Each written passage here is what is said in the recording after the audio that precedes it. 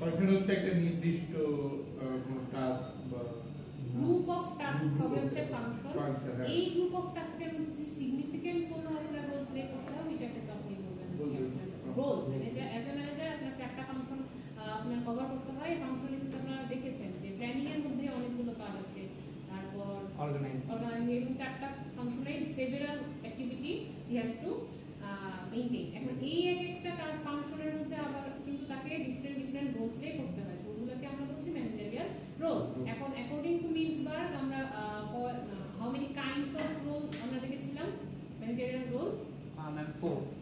4 3 and how many types of managerial roles are there? 10.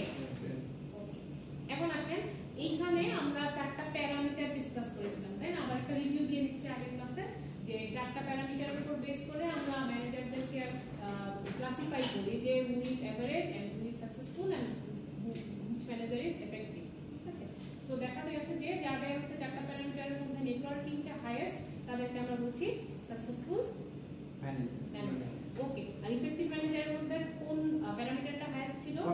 Communication. তাহলে তার যদি communication যা আছে কিন্তু যদি সে নেটওয়ার্কিংটার দিকে হচ্ছে ইমপ্রুভ করতো তাহলে সেও কিন্তু কি হয়ে যেত? সাকসেসফুল ম্যানেজার হয়ে যেত। দেন আমরা করেছি অর্গানাইজেশনাল বিহেভিয়ার করব, বাট অর্গানাইজেশন কি আবার একটু ফিডব্যাক নিতে আপনাদের কাছে। অর্গানাইজেশনকে আমি 2 or 3 ওয়ার্ডে সাবস্টিটিউট করতে বলেছিলাম, ঠিক আছে?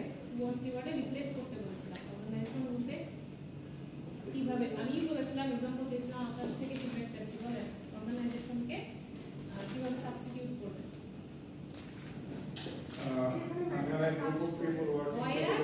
ম্যানেজার্স ওয়ার্ক, ঠিক আছে? কারণ গ্রুপ অফ পিপলের কাজ কি? ওই যে অর্গানাইজেশনাল গোল অ্যাচিভ করা। এখন গোল অ্যাচিভ করার জন্যই তো হচ্ছে ম্যানেজাররা তাদেরকে ডিরেকশন দিবে, ঠিক আছে? আচ্ছা, এখন অর্গানাইজেশনাল বিহেভিয়ার বলতে আমরা অর্গানাইজেশন ইটসেলফ তো একটা পারসন না, ঠিক আছে?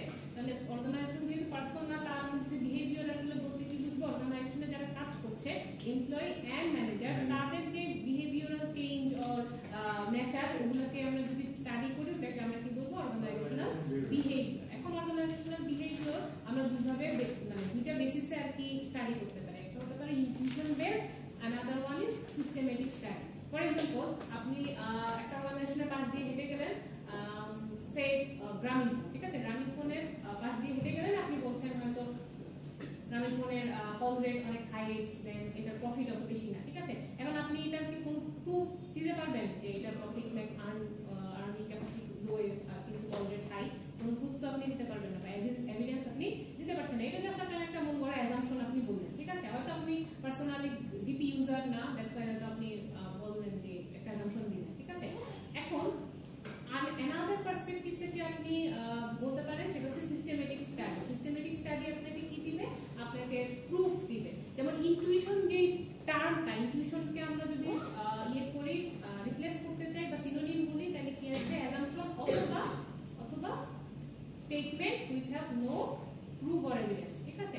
যেমন আমরা একটা एग्जांपल দেখে নেই যে ফিলোসোফার এন্ড সায়েন্টিস্টের মধ্যে আমরা ডিফারেন্স বুঝি তো। ফিলোসোফার এন্ড সায়েন্টিস্ট, ফিলোসোফার হচ্ছে দার্শনিক, সে কি করে? ভ্রমণ করে না, পরিব্রাজক ভ্রমণ, ঠিক আছে?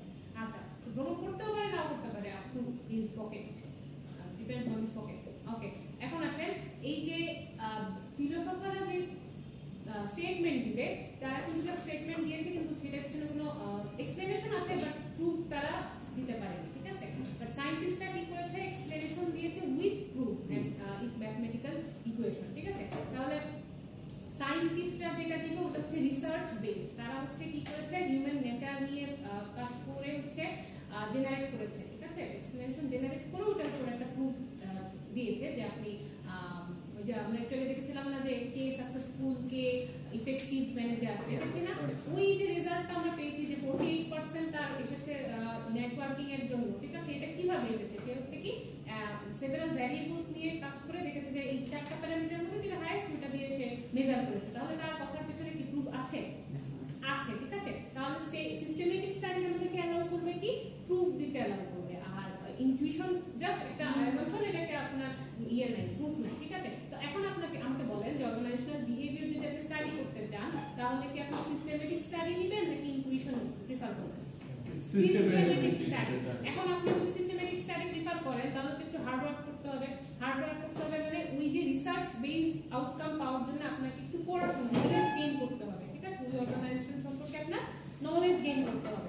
আচ্ছা, এটা হচ্ছে আপনাকে ব্রেইনে যেন মনে থাকে সেই কারণে এই স্লাইডটা ডিজাইন করা যে perceived Notion is not equal to the facts. আচ্ছা, ফ্যাক্টকে আমরা কনসিডার করতে পারি সিস্টেমেটিক স্টাডিতে, আর পারসিভড নোশনকে আমরা কনসিডার করতে পারি কি হিসেবে?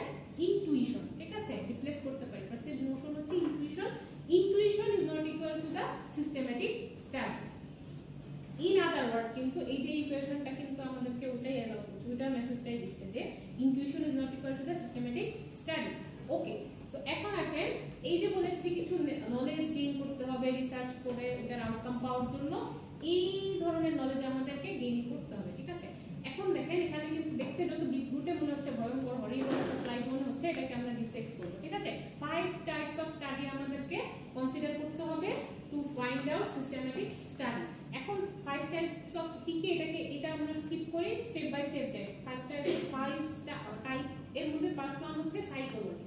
হিউম্যান সাইকোলজি হচ্ছে আমরা নিয়ে ডিসকাস করব। তো যেই ফিল্ড হচ্ছে হিউম্যান বিহেভিয়ারাল চেঞ্জ নিয়ে কাজ করবে অ্যাকর্ডিং টু দেয়ার সাইকোলজি, ওই স্টাডিকেই আমরা কি বলছি? সাইকোলজি। সো এখানে দেখেন কিছু এক্সাম্পল দেওয়া আছে যে লার্নিং, মোটিভেশন, পার্সোনালিটি। এখন আসেন person to person or individual to individual কি personality similar or different? Different. কেউ হয়তো ক্লাসে ফোন ইউজ করে, কেউ হয়তো কার্টেসি আছে তাই ফোন মানে ফোন ইউজ করতে হলে বাইরে বের হয়ে যায়, এতটুকু বেসিক মিনিমাম কার্টেসি তাদের আছে বা ম্যানার আছে, তাই না? সো পারসন টু পারসন কিন্তু এই পার্সোনালিটি ভ্যারি করে।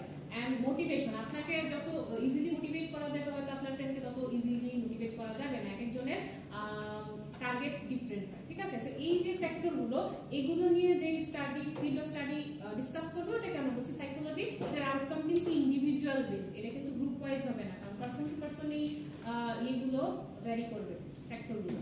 দেন আসেন সোশিওলজি। সোশিওলজিতে আমরা আবার দুই ধরনের আউটকাম পাবো, organisational system based and another one হচ্ছে গ্রুপ। যেমন আপনি যে গ্রুপ ক্লাসে এসেছেন, এখানে হয়তো আপনি ইন্ট্রোভার্ট, বাট হচ্ছে আপনি অ্যাপ্রোচ করতে হবে যে হয়তো আপনি আজকে আপনার কোনো ম্যাটেরিয়ালস আনেননি, বুকস আনেননি, পেন্স আনেননি, ঠিক আছে? সো আপনি হয়তো আরেকজনের কাছে অ্যাপ্রোচ করলেন যে আমাকে একটু হেল্প করো, ঠিক আছে? তো এটাকে আমরা কি বলছি? এই প্রসেসটাকে বলছি সোশিয়ালাইজিং।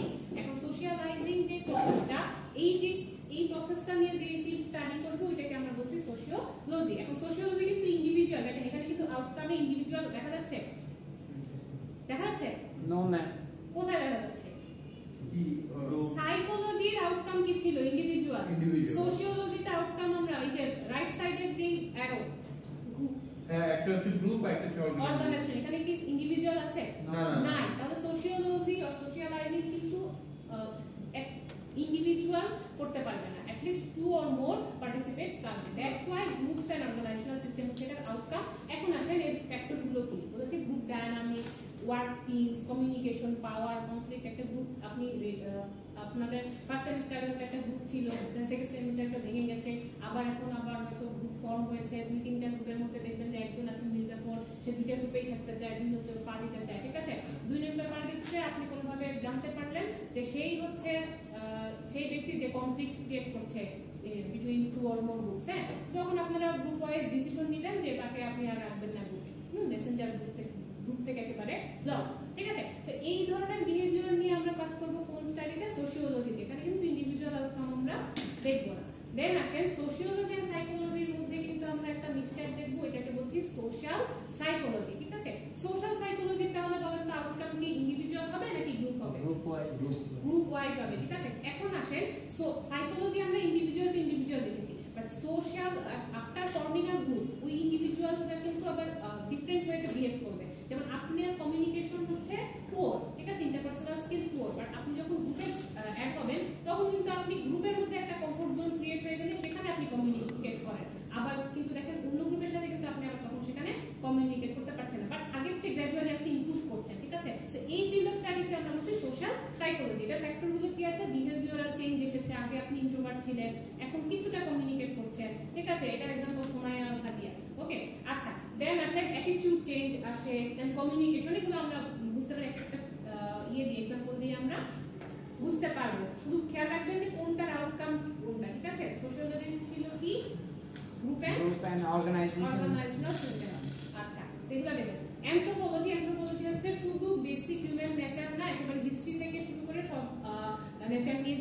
করা হয় এটাকে আমরা বলছি অ্যানথ্রোপোলজি। এটার আউটকাম দুইটা হবে, একটা হচ্ছে গ্রুপ ওয়াইজ, একটা অর্গানাইজেশনাল সিস্টেম। অ্যানথ্রোপোলজির মধ্যে আবার আমরা একটা জিনিস দেখবো যে ক্রস কালচারাল অ্যানালাইসিস, থার্ড কম্পোনেন্টটা দেখেন, গ্রুপের থার্ড কম্পোনেন্ট যে ক্রস কালচারাল অ্যানালাইসিস। এখানে হতে পারে আপনি এমন একটা অর্গানাইজেশনে কাজ করছেন যেখানে ডিফারেন্ট কালচারাল ব্যাকগ্রাউন্ডের হচ্ছে এমপ্লয়িজরা আছে, হ্যাঁ, ফর এক্সাম্পল গুগল আছে, ফেসবুক আছে, ওখানে গেলে দেখবেন চাইনিজ এমপ্লয়ি আছে, দেন হচ্ছে ভিয়েতনামিজ এমপ্লয়িজ আছে, এরকম আছে, বাংলাদেশি আছে, পাকিস্তানি আছে, ঠিক আছে। সো এই যে ক্রস কালচারাল অ্যানালাইসিস এটা হচ্ছে গ্রুপ বেসিসে আমরা করছি কিসের, অ্যানথ্রোপোলজিক্যালি। তখন কিন্তু তারা এইভাবে ডিসিশন নেয় যে চাইনিজদেরকে আলাদা গ্রুপ হবে, তাদেরকে কিভাবে ডিরেক্ট করতে হবে, ঠিক আছে। সো এইভাবে ডিফারেন্ট ওয়েতে তাদের ডিল করতে হয়। এই জন্য আমরা এই স্টাডিটাও হচ্ছে অর্গানাইজেশনাল বিহেভিয়ারে ইনক্লুড করি। দেন আসেন পলিটিক্যাল সায়েন্স। পলিটিক্যাল সায়েন্স হচ্ছে এভরি অর্গানাইজেশনে কিছু পলিটিক্স আছে, হিডেন হোক আর ডিসক্লোজ হোক, হ্যাঁ। এখন এই যে পলিটিক্স গুলো আছে পলিটিক্যাল স্টাডিতে আমরা কি কি হ্যান্ডেল করব, কনফ্লিক্ট হচ্ছে কিনা, পাওয়ারটা কিভাবে এক্সিকিউট করছে, যে পলিটিক্স তো বেসিক্যালি আসলে একটা পাওয়ার, এক্সিকিউশন অফ পাওয়ার। সো এই পাওয়ারটা কিভাবে এক্সিকিউট করছে তারা, পজিটিভ ওয়েতে আর নেগেটিভ ওয়েতে। আর একটা হচ্ছে ইন্ট্রা অর্গানাইজেশনাল পলিটিক্স। আচ্ছা, ইন্ট্রা আর ইন্টারের মধ্যে কি আমরা ডিফারেন্স বুঝি? ইন্টার মানে হচ্ছে নিচের ভিতর, আর ইন্টার হচ্ছে অন্যের সাথে কানেক্ট করা, সবার সাথে গ্রুপের বাইরে বলেন। ইন্টার হলো মানে নিজের গ্রুপের মধ্যে ইয়া করা, নিজের গ্রুপের মধ্যে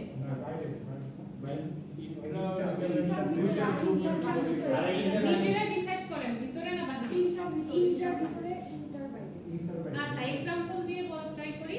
এটা হচ্ছে যদি ধরেন ইউনিভার্সিটি অফ স্কলার্স এর বিজনেস ডিপার্টমেন্টের মধ্যে হচ্ছে ফুটবল টুর্নামেন্ট হচ্ছে, এটাকে আমরা বলবো intra university or intra departmental football tournament. আর যদি University of Scholars, Prime Asia, State, Daffodil এগুলোর মধ্যে হয় তখন আমরা বলবো ইন্টার ইউনিভার্সিটি ফুটবল টুর্নামেন্ট। আচ্ছা, এখন আসেন এই যে তাহলে ইন্ট্রা অর্গানাইজেশনাল পলিটিক্স মানে উইদিন অর্গানাইজেশন যে পলিটিক্যাল প্র্যাকটিস হচ্ছে সেটাকে আমরা বলবো ইন্ট্রা অর্গানাইজেশনাল পলিটিক্স। আচ্ছা, সো এই পাঁচটা ফিল্ড অফ স্টাডি আমরা দেখলাম, ঠিক আছে। পাঁচটা ফিল্ড অফ স্টাডির উপরে একটা ইয়ে আসে, একটা ফানি একটা ইয়ে দিই যে এই যে পাঁচটা স্টাডি আমরা করেছি না, এটা কিন্তু আমাদের এই মডেলটা পড়া শেষ। এই যে এটা আর যে মডেলটা দেখেছিলেন এটা শেষ, ঠিক আছে। ওটাকে আমরা সেকশন বাই সেকশন দেখে নিয়েছি। এবার আসেন এত যে ব্রেইনের উপরে টর্চার করলেন, এটা পড়ে এটা থেকে একটু ইয়ে করি, ব্রেইনটাকে একটু রিলিফ দেই। যেখানে কি বলছে এই লোকটার অকুপেশন সম্পর্কে কি মনে হয়, অকুপেশন ফার্স্ট গ্ল্যান্সে দেখে কি মনে হয় সে কি কোন প্রফেশনে আছে, কর্পোরেট সায়েন্টিস্ট। আচ্ছা, বেশি আদাল হয়ে গেছে, এটা বলেই দিয়েছে যে সে হচ্ছে সোশ্যাল সায়েন্টিস্ট, হ্যাঁ। আচ্ছা, এখন বলেন আমরা তো জানি সোশিওলজিস্ট জানি বা সায়েন্টিস্ট জানি, সোশ্যাল সায়েন্টিস্ট কি আগে জানতাম? সোশ্যাল সায়েন্টিস্ট একটা ফিল্ড পরিচিত ছিলাম কিন্তু জানি না কি করে। সোশ্যাল সায়েন্টিস্ট হচ্ছে, এখন দেখেন সোশিওলজিস্ট যারা তাদের কিন্তু আসলে কোনো ফ্যাক্ট বেসড, তাদের ফ্যাক্ট বেসড এক্সপ্লেনেশন নাই, তাদেরও কিন্তু মিথিক্যাল অ্যানালাইসিস আছে, তার মানে তাদের এভিডেন্স নাই। এখন সোশ্যাল সায়েন্টিস্ট কাদেরকে বলবো? Those sociologist who have the capacity to provide evidence, ঠিক আছে। তো এখন বলতে পারেন যে আচ্ছা, সায়েন্টিস্টরা তো হচ্ছে ইলেকট্রিসিটি, পাওয়ার, দেন ইকুয়েশনস এগুলো নিয়ে কাজ করে, ম্যাথমেটিক্যাল অ্যানালাইসিস আছে, তাহলে তাদের প্রুফ বা এভিডেন্স দেওয়া ইজিয়ার। তো এরা কি নিয়ে কাজ করবে তাহলে, যে ওরা আমাদেরকে কিভাবে প্রুফ প্রোভাইড করবে, তাই না? তো ওইটা নিয়ে এখন আমরা ডিসকাস করব যে এরা ভ্যারিয়েবল নিয়ে কাজ করবে। এই যে পাঁচটা ফিল্ড অফ স্টাডি দেখলেন না, এই ফিল্ড অফ স্টাডিতে ফ্যাক্টর গুলো দেখেছেন না, ফ্যাক্টর ওইগুলোকে এক একটাকে আমরা ভ্যারিয়েবল বলবো। সো ফার্স্ট ভ্যারিয়েবল হচ্ছে কন্টিনজেন্সি ভ্যারিয়েবল। এখন দুইটা ভ্যারিয়েবলের মধ্যে যদি রিলেশনশিপ থাকে তাহলে আমরা ওদেরকে বলি contingency variable. For example job satisfaction, টার্মটা শুনেছেন? কেমন জব স্যাটিসফ্যাকশন বলতে কি বুঝি? এই যে জবের মধ্যে কি বলি, আমি কতটা স্যাটিসফাইড, এখানকার ফ্যাসিলিটি, সুযোগ সুবিধা পেয়ে কতটা আমি স্যাটিসফাইড। এক্স্যাক্টলি। আচ্ছা, তো জব স্যাটিসফ্যাকশন যে ফ্যাক্টরটা, এইটা কিসের উপরে? ওই যে আপনারা বলেছেন যে না, যে কি কি সুযোগ সুবিধা পাচ্ছি ওটার উপরে ডিপেন্ড করছে। তো আমি একটা সুযোগ সুবিধা বলি যে ওয়ার্ক লাইফ ব্যালেন্স, এটা শুনেছেন না? জি ম্যাম। এটা জিনিসটা কি? সাথে অন্যান্য পার্সোনাল লাইফ এ আমি প্রেসার ফিল করব না জবের কারণে, পার্সোনাল লাইফ হচ্ছে হ্যাম্পার্ড হবে, ঠিক আছে। এই সিচুয়েশনটাকে আমরা বলছি ওয়ার্ক লাইফ ব্যালেন্স। এখন ওয়ার্ক লাইফ ব্যালেন্সে যদি আপনাকে প্রোভাইড করে কোন অর্গানাইজেশন, তাহলে কি আপনি ওই অর্গানাইজেশনের ওই জবটা নিয়ে স্যাটিসফাইড থাকবেন কি থাকবেন না? থাকবো। তাহলে জব স্যাটিসফ্যাকশন আর ওয়ার্ক লাইফ ব্যালেন্সের মধ্যে একটা রিলেশনশিপ আছে। আচ্ছা, তো এই যে দুইটা ভ্যারিয়েবলের মধ্যে যদি রিলেশনশিপ থাকে তাহলে আমাদেরকে বলি কন্টিনজেন্সি ভ্যারিয়েবল। তাহলে এটাকে ধরেন হচ্ছে x, ওয়ার্ক লাইফ ব্যালেন্সকে ধরেন x, জব স্যাটিসফ্যাকশনকে ধরেন y। তাহলে x এর আউটকাম দিচ্ছে কি y, x এর বেসিসে আমরা y এর আউটকামটা পাচ্ছি। তাহলে টু অর মোর ভ্যারিয়েবল যাদের মধ্যে যদি আমরা কোনো ডিরেক্ট রিলেশনশিপ থাকে তাহলে আমরা ওদেরকে বলছি কন্টিনজেন্সি ভ্যারিয়েবল। এখন ভ্যারিয়েবলের মধ্যে মানে কি কোন টাইপের রিলেশনশিপ আছে ওটার উপর বেস করে আমরা আবার দুইটা এই যে ভ্যারিয়েবল দেখেছি এদেরকে ক্লাসিফাই করি, ঠিক আছে? আরেকটা एग्जांपल দিতে পারবেন? কিসে মানে এই যে অনেক एग्जांपल, এরপর থেকে শুধু एग्जांपलই দেখবেন, ঠিক আছে? যাচ্ছি স্লোলি যাচ্ছি, ঠিক আছে? তো এখানে বলেছে যে x and y কে আমরা তাহলে কনসিডার করছি কি নিয়ে, জব ওয়ার্ক লাইফ ব্যালেন্স আর হচ্ছে জব স্যাটিসফ্যাকশন নিয়ে। আচ্ছা, সো আগে আইডিয়াটা ক্লিয়ার করেন যে ভ্যারিয়েবলের মধ্যে কি যদি রিলেশন থাকে ওটাকে কি বলা হয়? Contingency variable. এখন এই কন্টিনজেন্সি ভ্যারিয়েবলে যে রিলেশনশিপ আছে দুইটা ভ্যারিয়েবলের মধ্যে এটাতে তো কোনো সন্দেহ নেই না। এখন এই রিলেশনশিপটা নেচারের উপর বেস করে আবার আমরা এটাকে ক্লাসিফাই করি দুইটা ভ্যারিয়েবল, একটা হচ্ছে ডিপেন্ডেন্ট ভ্যারিয়েবল, একটা হচ্ছে ইন্ডিপেন্ডেন্ট ভ্যারিয়েবল। আচ্ছা, একটু एग्जांपल দেই। প্যারেন্টস এ আর চাইল্ড চিলড্রেনের মধ্যে কে কার উপর ডিপেন্ডেন্ট? প্যারেন্টস কি চিলড্রেনের উপর ডিপেন্ডেন্ট? না, চিলড্রেন প্যারেন্টস এর উপর ডিপেন্ডেন্ট, বাট একটা সার্টেন টাইমের পরে কিন্তু প্যারেন্টসও চিলড্রেনের উপর ডিপেন্ডেন্ট হয়ে যায়। তাহলে এই দুজনের মধ্যে কিন্তু রিলেশনশিপটা কেমন? ডিপেন্ডেন্সির উপর বেস করে। যদি দুইটা ভ্যারিয়েবলের মধ্যে তো দেখেছি রিলেশনশিপ আছে, রিলেশনশিপটা যদি ডিপেন্ডেন্সের উপর বেস করে হয় তাহলে দুইটা ভ্যারিয়েবলকে আমরা একটাকে বলবো dependent variable, another one is independent variable, ঠিক আছে? যেমন ধরেন প্যারেন্টস কিন্তু চিলড্রেন না হলেও চলতে পারে, তাহলে সে ইন্ডিপেন্ডেন্ট। চিলড্রেন কিন্তু আবার একটা সার্টেন এজ পর্যন্ত প্যারেন্টসের উপর ডিপেন্ডেন্ট থাকে, তাহলে চিলড্রেন কিন্তু এই সময় এই বয়স পর্যন্ত তাহলে কি ডিপেন্ডেন্ট ভ্যারিয়েবল, ঠিক আছে? এই দুইটার মধ্যে এবার আইডেন্টিফাই করেন তো কে কার উপর ডিপেন্ডেন্ট। ওয়ার্ক লাইফ ব্যালেন্সের উপর হচ্ছে জব স্যাটিসফ্যাকশন ডিপেন্ড করছে, তাহলে কোনটা ইন্ডিপেন্ডেন্ট ভ্যারিয়েবল কোনটা dependent variable? Independent variable. Undoubtedly, very good. আচ্ছা, এখন আসেন হ্যাঁ, আচ্ছা, সো এই দুটো এখন আসেন যে কিছু চ্যালেঞ্জেস এন্ড অপরচুনিটিস আছে, এগুলো আমরা পড়বো, ঠিক আছে? এগুলো পড়বো।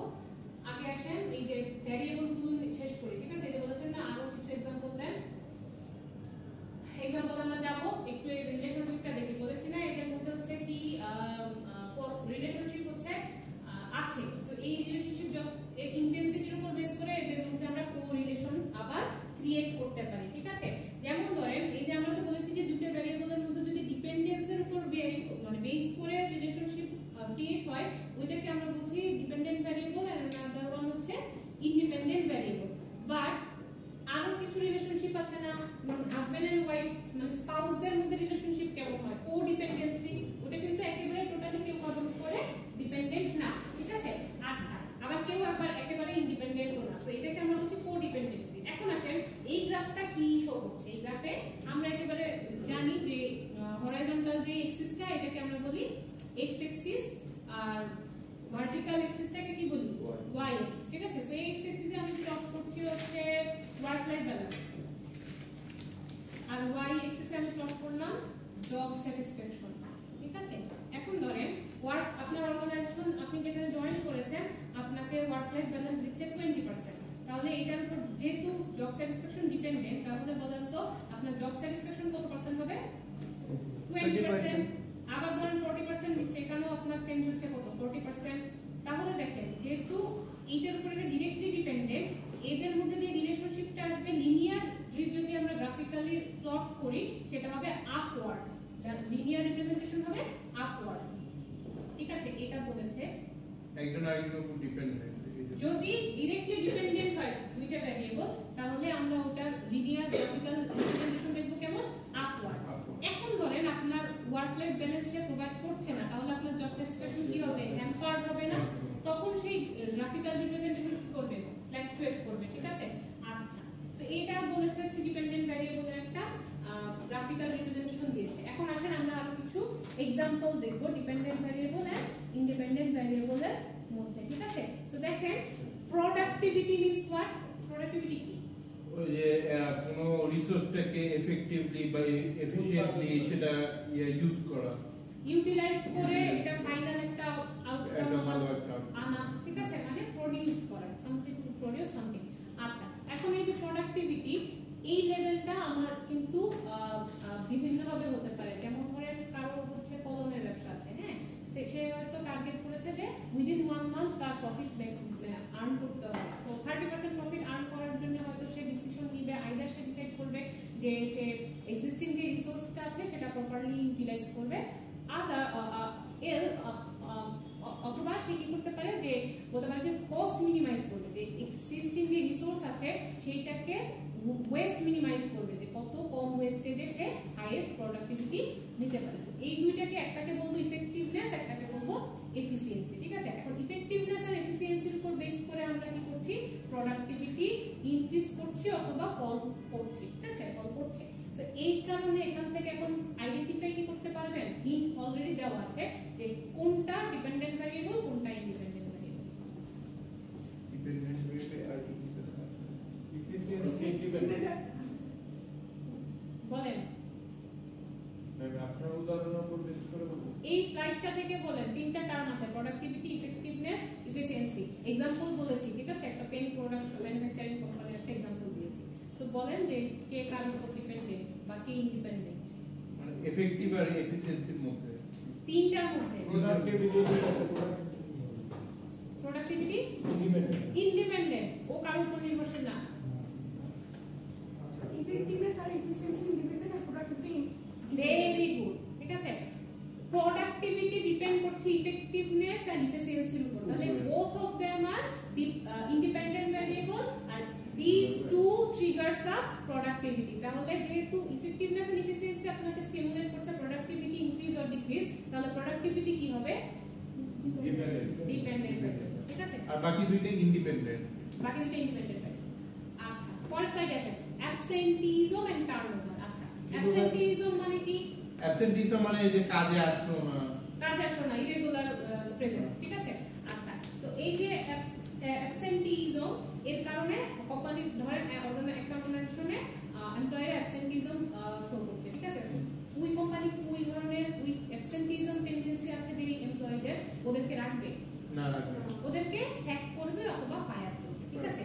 তাহলে এই যে এমপ্লয়িদেরকে ছাঁটাই করা হচ্ছে, এই যে সিচুয়েশনটা, এটাকে আমরা বলছি টার্নওভার, এমপ্লয়ি টার্নওভার, ঠিক আছে? আচ্ছা, এখন টার্নওভার কেন হলো?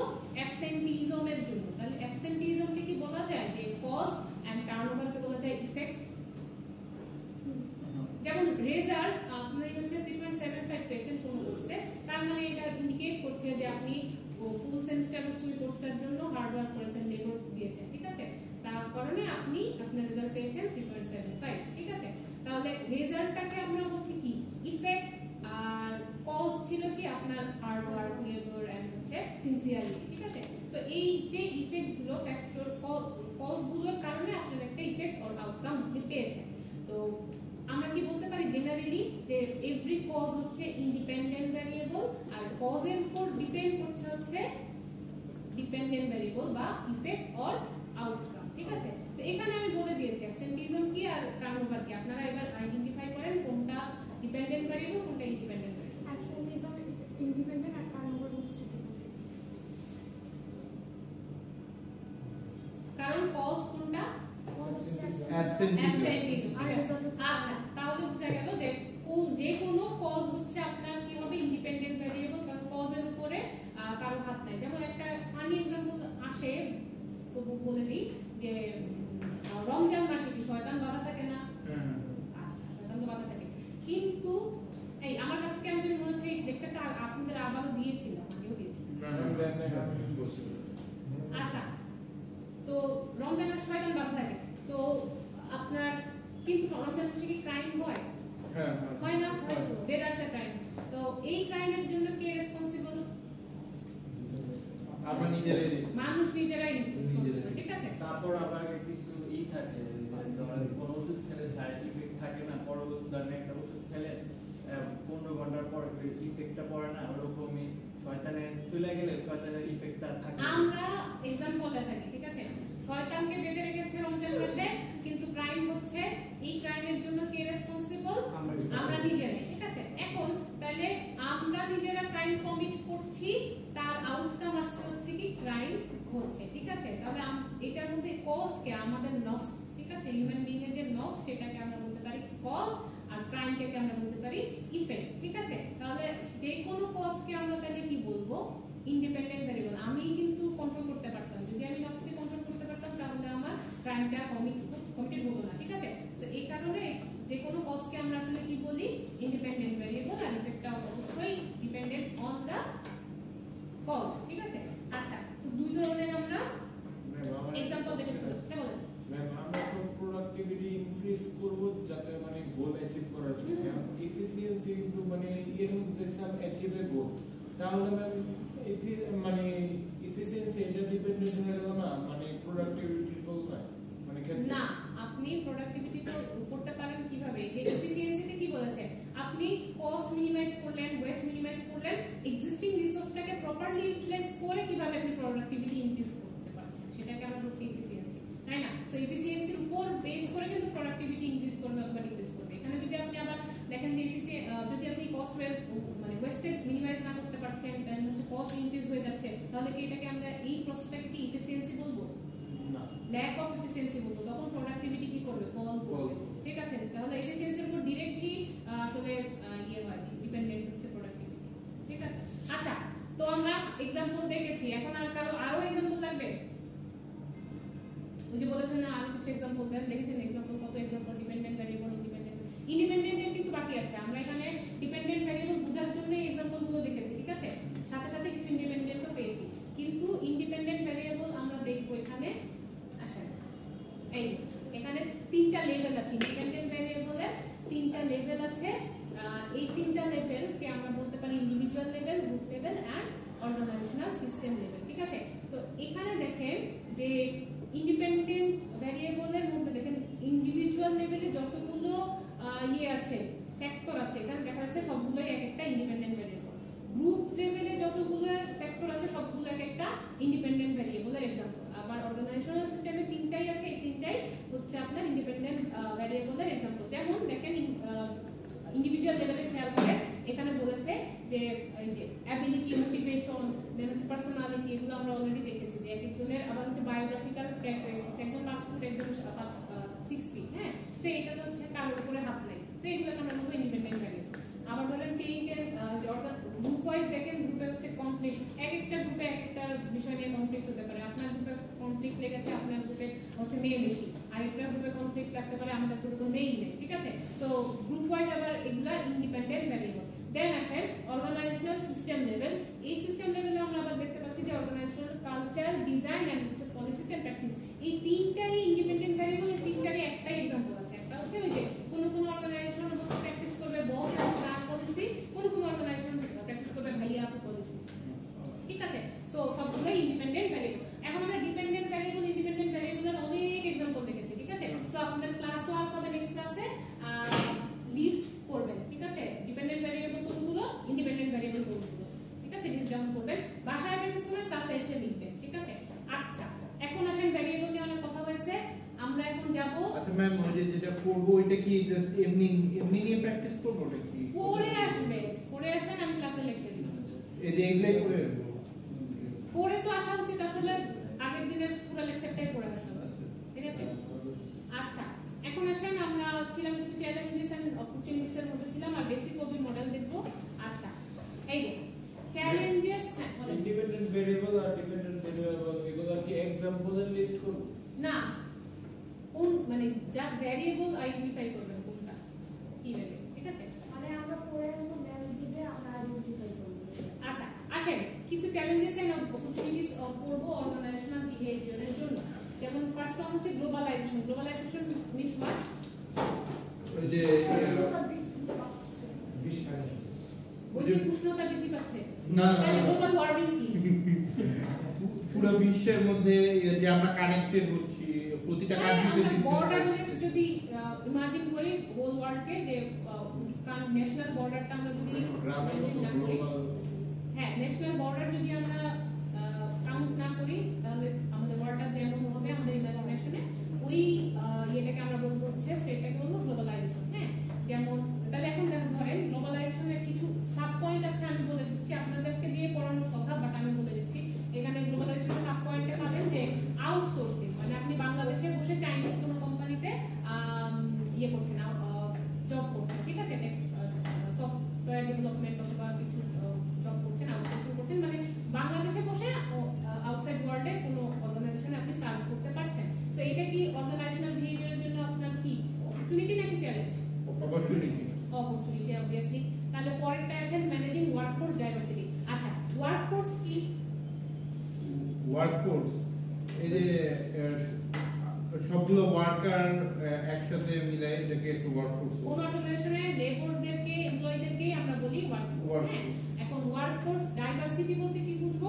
যে ডাইভার্সিফাইড যদি এমপ্লয়িজ থাকে একটা অর্গানাইজেশনে তাহলে আমরা ওখানে বলবো ওয়ার্কফোর্স ডাইভার্সিটি। যেমন ওই যে ফেসবুক আর গুগলের এক্সাম্পল দিয়েছি না, যে বিভিন্ন কালচার, বিভিন্ন দেশ থেকে বিভিন্ন এক্সপার্টাইজ আছে, বিভিন্ন অরিজিন থেকে বিভিন্ন এক্সপার্টিজ নিয়ে যদি কোনো অর্গানাইজেশন থাকে, ওয়ার্কফোর্স থাকে, ওটাকে বলবো ডাইভার্সিফাইড ওয়ার্কফোর্স অথবা ওয়ার্কফোর্স ডাইভার্সিটি। এখন বলেন ম্যানেজিং ওয়ার্কফোর্স ডাইভার্সিটি কি অপরচুনিটি নাকি চ্যালেঞ্জ? এই যে ওয়ার্কফোর্স ডাইভার্সিটি কে ম্যানেজ করবে?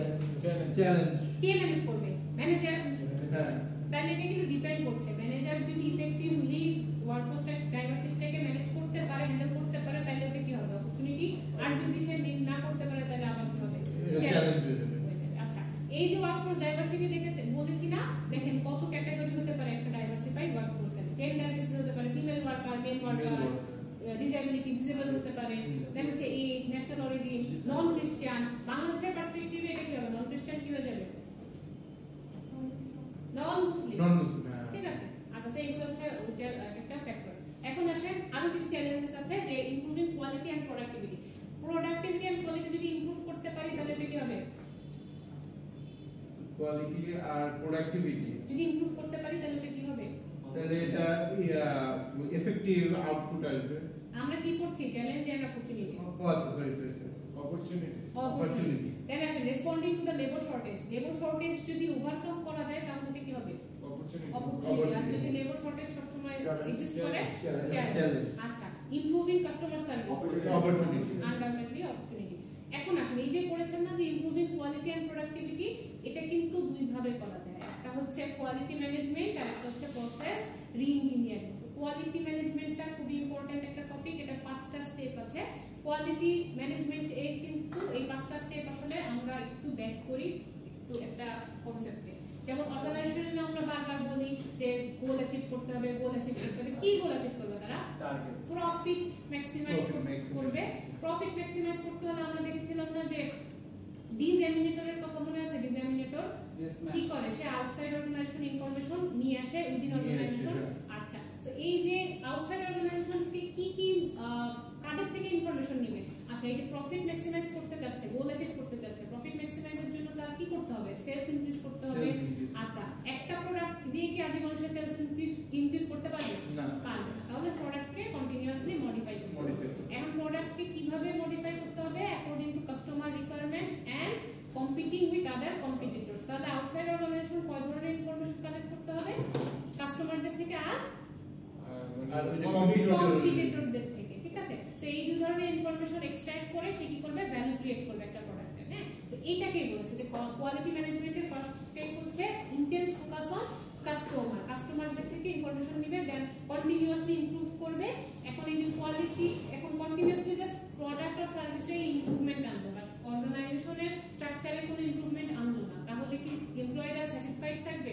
ওয়ার্ক এনভায়রনমেন্ট হতে, এই যে ওয়ার্ক লাইফ ব্যালেন্স বলেছি, ইন্ডিপেন্ডেন্ট ভ্যারিয়েবল, এটার উপর ডিপেন্ড করছে job satisfaction. But work environment হতে পারে যে ঢুকলে এসির পানি পড়ছে মাথার মধ্যে, তখন কি আর সকাল দিনটাই মাটি হয়ে যাবে না? আচ্ছা, সো ওয়ার্ক এনভায়রনমেন্টটাও হচ্ছে তারা কি করবে? অর্গানাইজেশনাল স্ট্রাকচারও ইমপ্রুভমেন্ট আনবে। Accurate measurement. অ্যাকুরেট মেজারমেন্ট হচ্ছে এই যে আপনি কোয়ালিটি ইমপ্রুভ করছেন কন্টিনিউয়াসলি, কিন্তু এটা আপনি মেজার করছেন না যে আপনার অ্যাকচুয়াল পারফরম্যান্সের সাথে আপনার যেটা আপনার টার্গেট সেটার সাথে কি আপনি অ্যাচিভ করতে পারছেন কিনা। ঠিক আছে, ফিজিবিলিটি আছে কিনা। Then empowerment of employee. Employee empowerment means what? আপনি আচ্ছা ম্যানেজারিয়াল ডিসিশন কি এমপ্লয়িরা নিতে পারবে? না না, কিন্তু ম্যানেজারিয়াল ডিসিশন নেওয়ার সময় এমপ্লয়িরা যদি, কারণ এমপ্লয়িরা হচ্ছে ফিল্ড ওয়ার্ক করে, ফিল্ড ওয়ার্ক করে, তাহলে তার বেসড অন দেয়ার এক্সপেরিয়েন্স তারা যদি কোনো কিছু বলতে চায়, ইনোভেটিভ কিছু যদি অ্যাডভাইস সাজেস্ট করতে চায়, তাহলে ওইটাকে আমরা বলবো হচ্ছে ভয়েস রেজ করার যে অথরিটিটা, ওটাকে আমরা বলবো এম্পাওয়ারিং এমপ্লয়ি। ঠিক আছে, তাহলে এই পাঁচটার উপর বেস করে আমরা কোয়ালিটি ম্যানেজমেন্টটা রান করি। কোয়ালিটি ম্যানেজমেন্ট রান করব কিসের জন্য? এই যে এই অপরচুনিটিটা অ্যাচিভ করার জন্য, কি ইমপ্রুভিং কোয়ালিটি এন্ড প্রোডাক্টিভিটি। আচ্ছা, সো কোয়ালিটি ম্যানেজমেন্ট করেছি, আর একটাই আছে প্রসেস রি-ইঞ্জিনিয়ারিং। এটা এত কঠিন কিছু না। প্রসেস রি-ইঞ্জিনিয়ারিং হচ্ছে একেবারে ইজিলি মনে রাখবেন যে এক্সিস্টিং যে স্ট্র্যাটেজি এটা যদি ওয়ার্ক আউট না করে, তাহলে ওকে অ্যাভয়েড করে আমরা নিউ স্ট্র্যাটেজি এক্সিকিউট করব। এটাকে আমরা, এই প্রসেসটাকে আমরা কি বলছি? প্রসেস রি-ইঞ্জিনিয়ারিং। ঠিক আছে, দুই ভাবেই আমরা আসলে কোয়ালিটি ইমপ্রুভ করতে পারি। গেল, একটা হচ্ছে কোয়ালিটি ম্যানেজমেন্ট আর একটা প্রসেস রি-ইঞ্জিনিয়ারিং। কোয়ালিটি ম্যানেজমেন্ট একটু আগে পড়েছি, কয়টা কম্পোনেন্ট ছিল? 5টা। প্রসেস রি-ইঞ্জিনিয়ারিং এর একটাই কনসেপ্ট, সেটা হচ্ছে কি এক্সিস্টিং স্ট্র্যাটেজি যদি ওয়ার্ক আউট না করে, তাহলে ওটা অ্যাভয়েড করে আমরা কি করব? নিউ স্ট্র্যাটেজি এক্সিকিউট করব। ঠিক আছে, আচ্ছা আসেন, এই চ্যালেঞ্জেস, আরো কিছু চ্যালেঞ্জেস আছে, না সরি, আরো কিছু চ্যালেঞ্জ এন্ড অপরচুনিটিস আছে, আপনারা আইডেন্টিফাই করেন কোনটা চ্যালেঞ্জ কোনটা অপরচুনিটি। এটা বলবো না, একটা একটা করে। Improving people's skill, opportunity, empowering people, opportunity, stimulating innovation and change, opportunity, coping with টেম্পোরারিনেস money. টেম্পোরারিনেস, এর আগের পয়েন্টটা পড়েন তো, ইনোভেশন এন্ড চেঞ্জেস। যেইখানে চেঞ্জেস থাকবে, মার্কেট তো এবার চেঞ্জিং, যখন চেঞ্জেসের সাথে আপনি কোপ আপ করতে পারবেন, তার মানে আপনি টেম্পোরারিনেসের সাথেও হ্যান্ডেল করার জন্য আপনি রেডি। ঠিক আছে, মানে যেখানে চেঞ্জেস আসবে সেখানে তো টেম্পোরারিনেস থাকবে। যেমন আপনি এমপ্লয়ি হায়ার করেছেন, সে 2 মাস কাজ করে চলে গেল। ঠিক আছে, এটা হচ্ছে টেম্পোরারিনেস। সো টেম্পোরারিনেসের সাথে যদি কোপ আপ করতে পারেন, টেম্পোরারি স্ট্রেসের সাথে যদি কোপ আপ করতে পারেন, এটাকে আমরা কি বলবো? অপরচুনিটি। আচ্ছা, বাকিগুলো বলেন।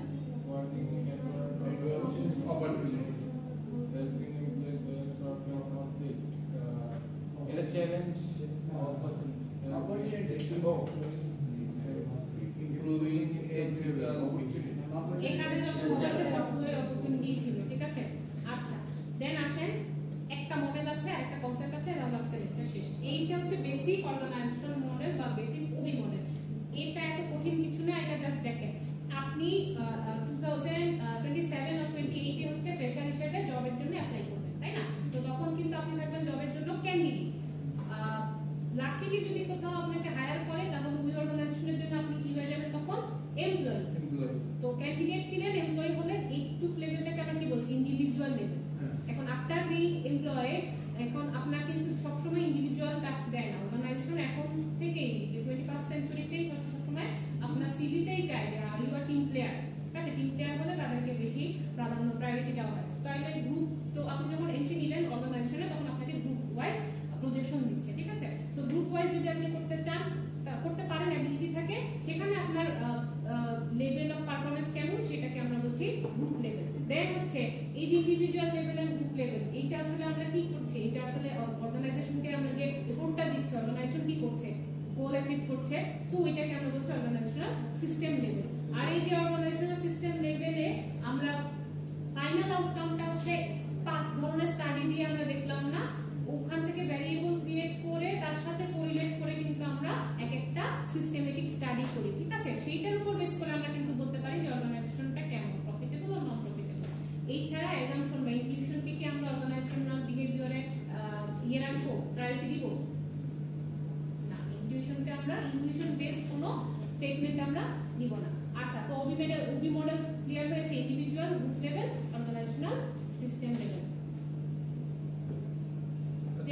আচ্ছা ম্যাম, অর্গানাইজেশন সিস্টেম লেভেলটা আগে একটু। আচ্ছা, ইন্ডিভিজুয়াল লেভেলে আপনি একজন এমপ্লয়ি, গ্রুপ লেভেলে আপনি আপনার এফোর্ট দিচ্ছেন গ্রুপ ওয়াইজ। ঠিক আছে, তো ইন্ডিভিজুয়াল এফোর্ট আর গ্রুপ লেভেল, গ্রুপ এফোর্ট সবটাই আসলে কাকে আউটকাম দিচ্ছে? অর্গানাইজেশনকে। তো এই যে মাল্টিপল এফোর্টের যে একটা আউটকাম আছে, ইন্ডিভিজুয়াল আউটকাম, এইটার উপর বেস করে কিন্তু আমরা একটা অর্গানাইজেশনকে ক্লাসিফাই করি। ঠিক আছে, সো এইটাকে বলছি হচ্ছে অর্গানাইজেশনাল সিস্টেম লেভেল। সো এটাকে আমরা বলছি বেসিক ওবি মডেল। এগুলো আমরা আগে পড়ে এসেছি, দেখেন। একটা কনসেপ্ট জাস্ট বাকি আছে। আচ্ছা, জব স্যাটিসফ্যাকশন কি আর পড়াতে হবে? পড়েছে। আচ্ছা, একটা কনসেপ্ট বাকি আছে, লাস্ট, এটা শেষ। ওসিবি, এটা জানতে হবে,